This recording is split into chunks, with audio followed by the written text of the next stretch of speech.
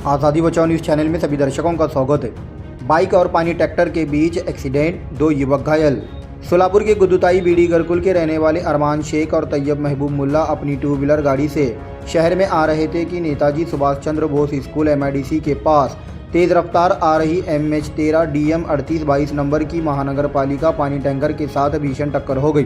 टक्कर इतनी भयानक थी कि पानी टैंकर इन दोनों युवकों के ऊपर से चली गई, जिस कारण दोनों युवक गंभीर रूप से घायल हो गए। दुर्घटना के बाद घायलों को इलाज के लिए सिविल अस्पताल में भर्ती कराया गया है। राहत की बात यह है कि इस दुर्घटना में किसी प्रकार का जानी नुकसान नहीं हुआ है, लेकिन एक युवक की हालत गंभीर बताई जा रही है। जय महाराष्ट्र। आज बड़ी एक दुखद घटना हुई है। नया घरकुल से शास्त्री नगर आने के वक्त लोकमंगल हॉस्पिटल और नेताजी स्कूल के सामने एक वाटर टैंक, म्यूनसिपल कॉरपोरेशन का जो वाटर टैंक है, उसने एक 2 व्हीलर वाले को उड़ाकर एक्सीडेंट कर वहाँ से फरार हुआ है, भाग कर गया है। 2 व्हीलर चलाने वाले 19 साल बच्चे की और 17 साल बच्चा अरमान शेख और क्या नाम अदनान मुल्ला, ये 2 बच्चों को गाड़ी के नीचे लेकर टैंकर जो कि एक ट्रैक्टर था, ट्रैक्टर के नीचे लेकर वाटर टैंकर ट्रैक्टर के नीचे लेकर कुचलकर उसने गाड़ी लेकर भाग गया है वहाँ से। ये म्यूनसिपल कॉरपोरेशन की वाटर टैंक है, सोलापुर म्यूनसिपल कॉरपोरेशन की। तो एक्सीडेंट कर ऐसे भाग कर जाना, ये कौन से कानून के दायरे में बढ़ता है? ना ही उसने कोई हेल्प की, ना ही उपचार के लिए कोई मदद की। आज वो बच्चों को सिविल हॉस्पिटल में लेकर आया गया है। बच्चे की हड्डी टूटी हुई है अरमान शेख की। और जो टैंकर है ट्रैक्टर म्यूनसिपल कॉरपोरेशन का, उसका नंबर है MH13 DM 3822। ये टैंकर जो है इसने जोन में ले जाकर रखा है, जो कि साधु वासवानी गुरु नानक चौक में मौजूद है। ये गाड़ी वहाँ पर है और वो ड्राइवर जो है वहाँ से भी फरार हुआ है। वहाँ के अधिकारियों का ये मानना है, ये कहना है कि उसने एक्सीडेंट किया है, लेकिन गलती उसकी नहीं है। गलती किसी की भी रहने दो,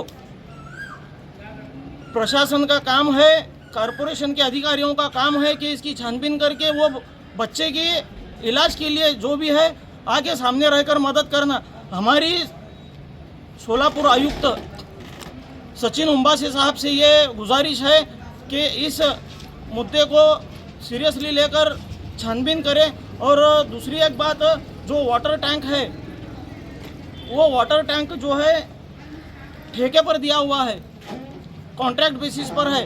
तो वो जो ड्राइवर एक ठेकेदार का दिया हुआ ड्राइवर है, टैंकर ठेकेदार का दिया हुआ है, लेकिन अंडर किसके है? कॉरपोरेशन के अंडर में है। तो अगर ऐसे कॉरपोरेशन के अधिकारियों से, कॉरपोरेशन के कर्मचारियों से अगर ऐसे गुनाह होते हैं कि एक्सीडेंट कर हिट एंड रन का मामला ये है, तो पुलिस प्रशासन से भी हमारी यही गुजारिश है कि वो ये लोगों पर, जिन्होंने एक्सीडेंट कर भाग गए हैं, इनके ऊपर कड़ी से कड़ी कार्रवाई करें। और सचिन उम्बासे साहब से भी गुजारिश है कि इसमें दखल लेकर ये लोगों पर कड़ी से कड़ी कार्रवाई करें।